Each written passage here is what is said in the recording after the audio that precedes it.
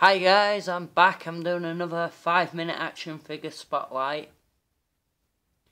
And we're looking at this Batman figure.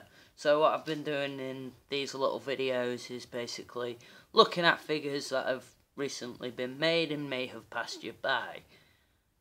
And yeah, this is my third one, basically, and I decided to showcase this Batman figure because I do think it's one of the best that's available out there.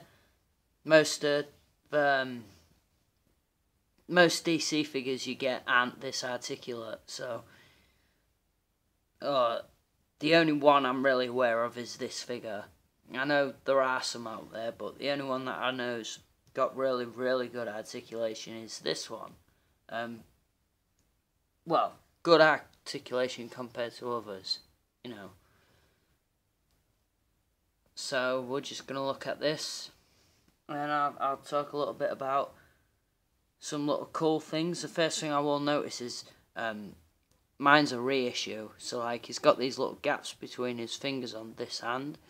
That's for holding batarangs, but I don't have the batarangs. I just, like I said, I got him reissued, so he just came like this. Basically the black and grey displayed Batman. So I mean, I'm really more of a fan of the grey blue sort of, you know, thing. Hey ho, it's still a pretty good figure. It's got a nice head sculpt. See if I can get this for you. That's about the best I'm gonna do. Some people don't like how much pink's on that lip there, but it's not too bad. I'm alright with it. Other things to point out would be, yeah, the paints basically just, you get the yellow for the belt and then the grey and the black. For the boots you get a glossy black. He's got some nice treads on his feet. And that's the same with his hands as well. You get like a really nice glossy sort of black paint on there, so it's not just like a matte black. And then his cape, made of a really nice vinyl sort of plastic or rubber. One thing I really like about this cape is it's unique to this Batman figure. I've never seen one sculpted like that before, so yeah, that's it's quite cool. One thing with this figure is, my version anyway, he has really loose ankles, so he's kind of problematic to stand up, but I imagine they're not all like that. We'll go with articulation next. Hey, oh god, that joint's tough. In fact, you know, that's what you get with this figure. There's a lot of loose joints, and then there's a lot of you know, really stiff joints as well. So we'll start with the head. Now you can get him to look about that much up before you know, you start really feeling the tug of that, but that's looking up quite high, so you know, probably as much as you'd want for a Batman figure, and that's how much he looks down, which isn't a lot really. It's just a tiny little bit, but it's as much as you'd need to, I guess. You know, if you sort of look at the figure like this, it's still going to look good if you're trying to get those overhead shots of Batman on things like that for your PCAs. You've got these shoulders, they go all the way around, like so, and then they go out, probably only that much. I don't want to try forcing it anymore.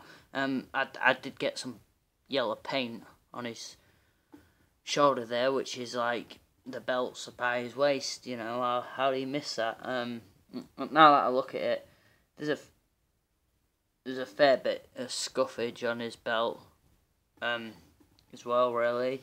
DC collectibles are like that. They get some things really right and some things quite wrong.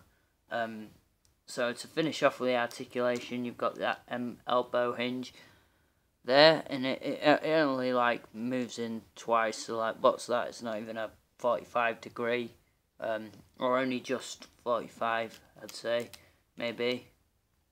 I don't know. Don't judge me. I'm terrible at maths.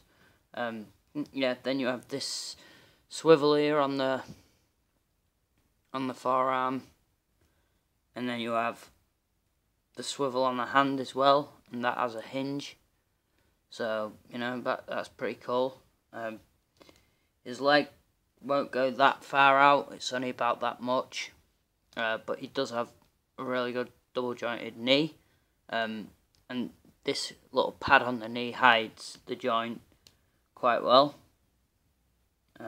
Which I always like to see on figures. And then you have the swivel at the boot. And then his ankle articulation, which is up, down, and it seems to go a little bit to the side. No, maybe. Well, mine sort of does. I don't know whether that's just because it's loose, but yeah, yeah, quite a fair amount of articulation with this figure, compared to other DC figures. So I'm happy with it, I guess. I'm actually really like this Batman figure. Is probably, see, I own the majority of my figures of Batman figures, and I'm trying to decide where this comes on my list of Batman figures. But yeah, maybe that could be a video for another time, and not now, because these are supposed to be like 5-minute videos, and I've already overshot this by 2 minutes. So yeah, I'll see you in the next video.